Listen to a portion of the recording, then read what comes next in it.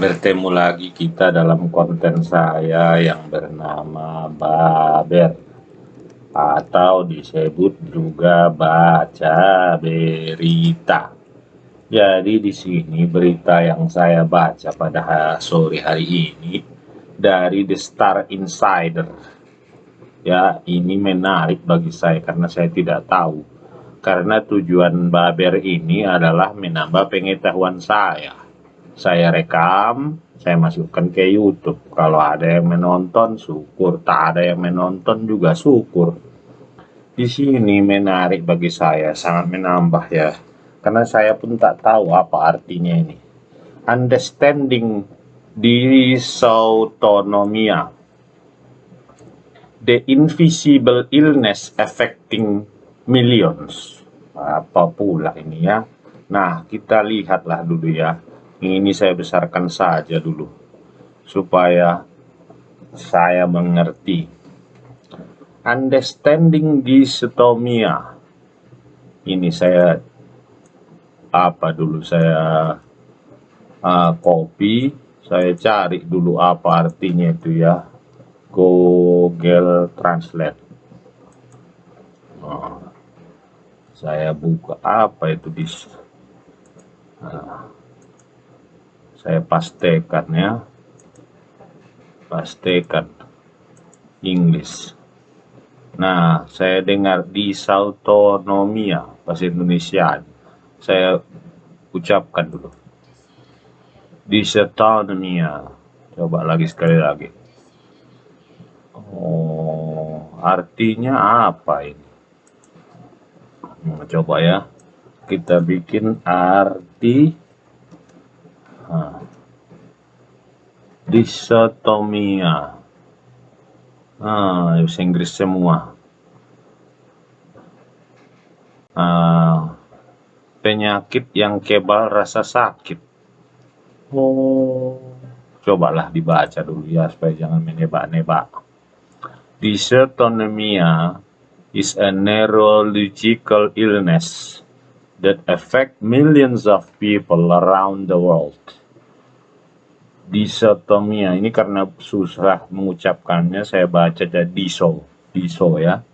Dysautonomia adalah penyakit saraf yang mempengaruhi jutaan orang di seluruh dunia. Yet it isn't widely known or understood. Penyakit ini belum begitu dikenal dan dipahami. Dysautonomia occurs when automatic nervous system no longer function the way it should, which can cause problems all over the body. Dysautonomia terjadi ketika sistem saraf otomatis tidak lagi berfungsi seperti seharusnya, yang dapat menyebabkan masalah bagi seluruh tubuh. It comes with a wide variety of symptoms that vary in severity from person to person.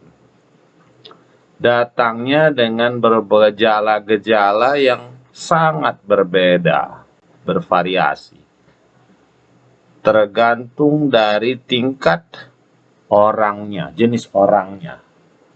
As such, it can be quite difficult to diagnose, and many people spend years in the dark while trying to get to the bottom of their condition. As such, apa artinya ini ya? Saya Google aja ya. Karena ini kan untuk sayanya. Dengan demikian, sangat sulit mendiagnosanya dan banyak orang menghabiskan bertahun-tahun dalam ketidaktahuan ketika mencari apa sih penyebab kondisi mereka. Click through the following gallery for an introduction to dysautonomia along with its causes, symptoms, and treatments.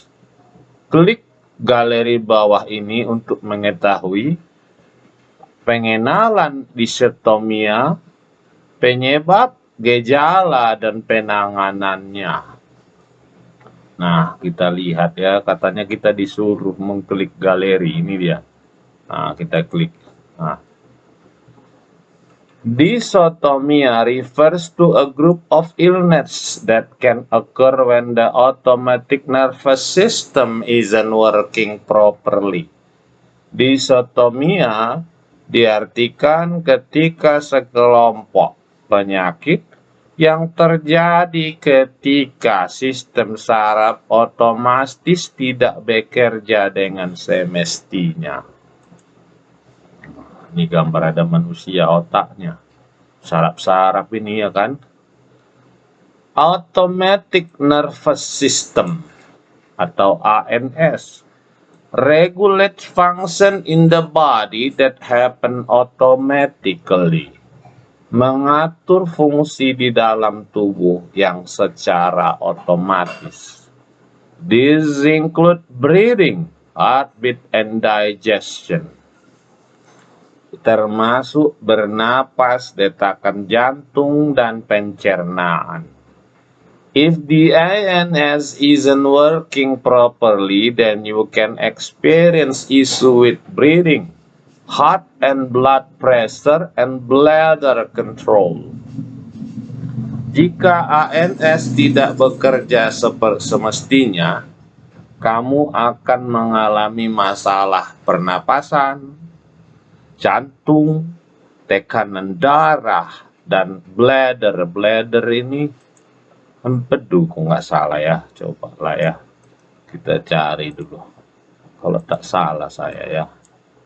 Nah, kita pastikan. Kandung kemih, ya kandung kemih. Nah, kita lanjut lagi. Jadi banyak kali penyebabnya ya. Nah, primary dysautonomia. Dysautonomia can present itself in two different ways. One, primary dysautonomia, which means that it is its own disorder. There aren't other disease present. Dysautonomia primer. Jadi di sini artinya kalau dia primer tanpa ada menyebabkan kerusakan yang lain di dalam tubuh.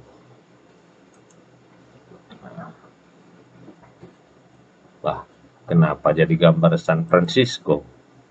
Nah, kita lihat ya. Ada lagi, ini dia. Ini iklan. Nah, ini lagi. Secondary dysautonomia. Secondary dysautonomia is when someone has another illness or disease, and dysautonomia occurs as a condition of it. Many common illnesses include dysautonomia as a potential side effect. Jadi ini ada penyakitnya dulu muncul, efek sampingnya muncul dysautonomia. Inilah dysautonomia sekunder. Nah, associated illness. This include diabetes, Parkinson, multiple sclerosis, rheumatoid arthritis, lupus, HIV, Lyme disease, Crohn disease, ulcerative colitis, celiac disease, vitamin B and E deficiency, and many more. Jadi penyakit yang sampingannya banyak kali, bah. Waduh, berkali. Nah, who gets it? Nah, siapa yang kena dysautonomia ini?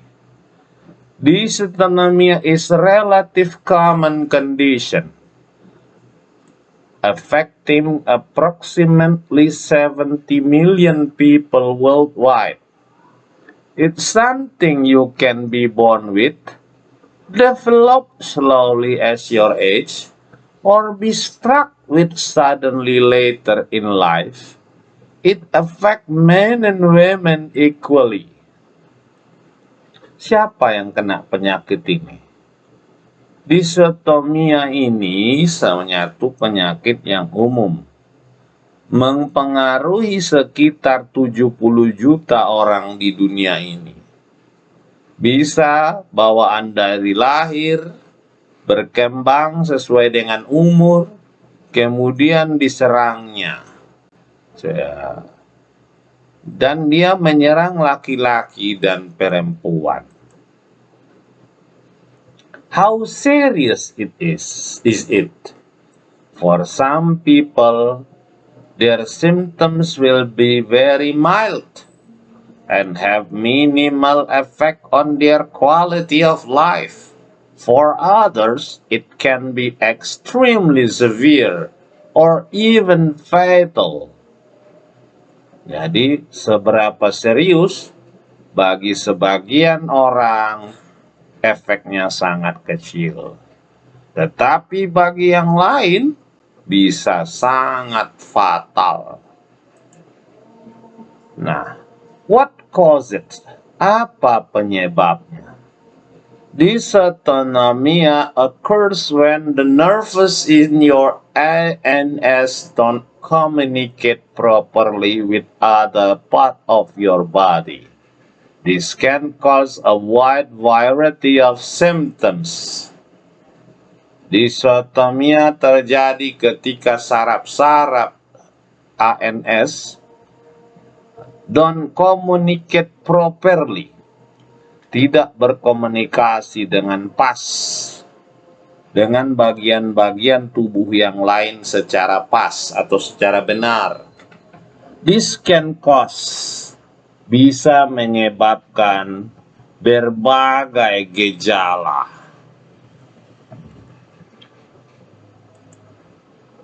Ini iklan. The symptoms, ciri-cirinya apa, gejalanya? These ANS malfunctions can disrupt blood pressure, breathing, digestion, heart rate, kidney functioning, pupil dilation, sexual functioning, and temperature control in the body. Gejalanya ya, ada tekanan darah tinggi, tekanan darah tidak teratur, pernapasan, pencernaan, dan sebagainya. The symptoms, considering numerous areas of the body that can be affected by dysautonomia, the list of possible symptoms is endless. It includes things like balance problem, sensitivity to light, shortness of breath, chest pains, digestive problem, mood swing, fainting, and many more. Ya, karena berbagai daerah tubuh yang dapat dikenai oleh dysautonomia, daftar gejala yang tak pernah berakhir. Jadi banyak kali gejalanya, gitulah kira-kira. 1. Balance problem, masalah keseimbangan badan. Kedua, sensitivitas terhadap cahaya. 3, bernapas pendek. Sakit di dada. Digestive problem, permasalahan pencernaan, dan seterusnya. Jadi ngeri kali ini ya, dislotopemia ini. Ya, jadi ini pun saya baru tahu ini. Ngeri kali ternyata. Nah, triggers. Apa saja yang memancing penyakit ini? The condition and symptom can be worsened by certain factors like alcohol, dehydration, stress, hot environment, and tight clothing. Oh, alah. Jadi inilah yang memancing kita kena dyslipidemia, penyakit ini. 1, alkohol, dehidrasi, stres, lingkungan yang panas, dan pakaian ketat. Jangan pakai baju ketat rupanya ya. Nah, Ini kita lihat. Nah, trigger, pemicu yang lain. Sometimes viral illness can trigger dysautonomia, similar to chronic fatigue syndrome. It can also be triggered by exposure to certain chemicals. Oh, bisa juga ya, kena kita dengan terkena bahan kimia tertentu. Primary condition, tahap awal kalau kita sudah diserang. Ya, kita lihat dulu apa saja itu. Ini iklan. Nah, neurocardiogenic syncope, NCS. NCS is the most common form of dysautonomia. The main symptom is fainting spells. Apa ini? Gejala utamanya adalah sesak, fainting spells. Apa artinya ini? Kita lihat dulu. Spells, baru tahu aku ini. Ejaan, spell. Oh, mantra pingsan. Oh, pingsan sebelum pingsan. Pingsan aja lah. Oh, adalah pingsan ya. But the frequency of the incident can range drastically. Some people might faint only a couple of times in their life, while others might faint in a couple of times a day. Sering pingsan. Oh, itulah artinya ya, ciri-cirinya ya, gejalanya ya. Nah, apalagi di sini postural aesthetic tachycardia syndrome. POTS is disorder that affect the heart. It causes problem with circulation in the body, which can lead to fainting after standing up, shortness of breath, and chest pain. Oh, sakit jantung ya. Oh, mula-mula yaitu fainting. Apa namanya ini ya? Mau pingsan gitu, hoyong kalau berdiri. Napas pendek dan sakit di dada. Dada sebelah kiri ya. Perhatikan gambar ini, dada yang sebelah kiri. Nah, familial dystonia is a type of genetic dystonia that suffer inherit. Wow, berarti ini keturunan. Ini apa ini? Oh, dystomia ini paling sering terkena orang Jewish people or those in Eastern Europe heritage. Oh, orang Yahudi dan orang-orang Eropa Timur. Baru tahu aku ini. Waduh, apalagi ini? Multiple system atrophy. Ini untuk kena orang yang di atas umur 40 tahun. Oh, alah, awak lah itu. Nah, pure autonomic failure. Oh, kalau berdiri pening, hoyong, waduh. Ada lagi, diagnosis. Jadi, many different kind of tests may be required to diagnose it correctly. One common option is tilt table testing. Jadi, banyak tes yang untuk bisa mengetahui apakah betul dia diserang penyakit ini. Nah, inilah contoh tilt table testing. Nah, jadi inilah kayak tempat tidur. Dia dibaringkan, diikat, didirikan tempat tidurnya hingga seperti dia berdiri. Nah, tilt table namanya nih ya, tilt table. Oh, gini mengujinya. Oh.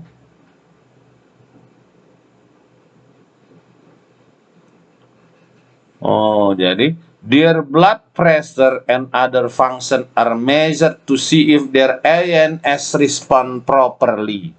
Jadi dari tidur dibalikkan, dibuat dia berdiri seperti berdiri, kemudian diukur tekanan darah dan fungsi lainnya apakah masih merespon. Oh, seperti itu ya mendiagnosinya. Cara lain adalah sweating test, breathing test, blood test, and heart workup.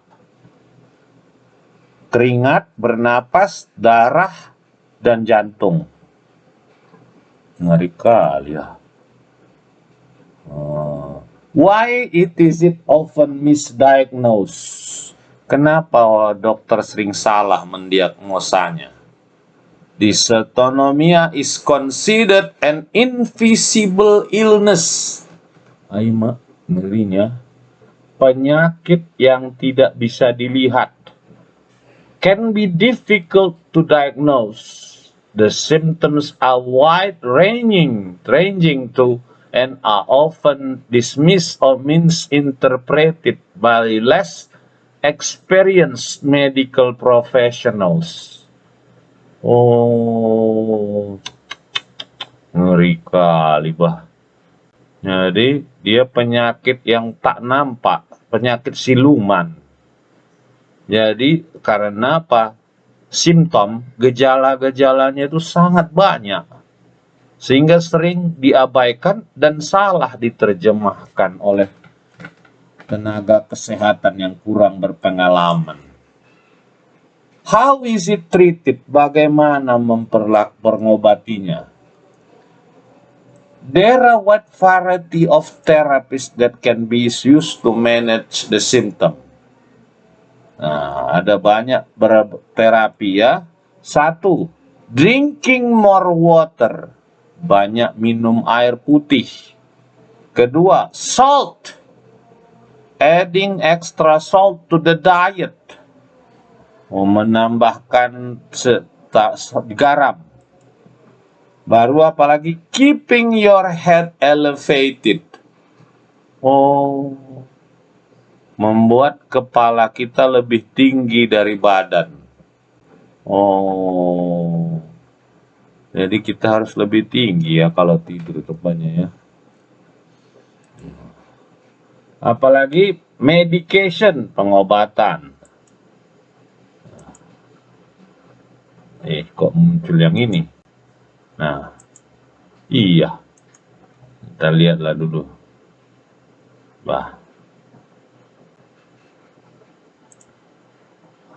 Balik-balik aja pun. Nah, kita kecilkan lah.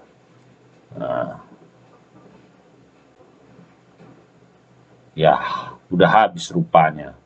Jadi itulah ya menambah pengetahuan saya mengenai penyakit siluman yang bernama dysautonomia. Tapi banyak orang yang kena dan banyak orang yang salah mengobatinya atau karena memang dokter salah atau tenaga kesehatan membaca gejala-gejala penyakit ini. Demikian saja, mudah-mudahan bermanfaat. Terima kasih.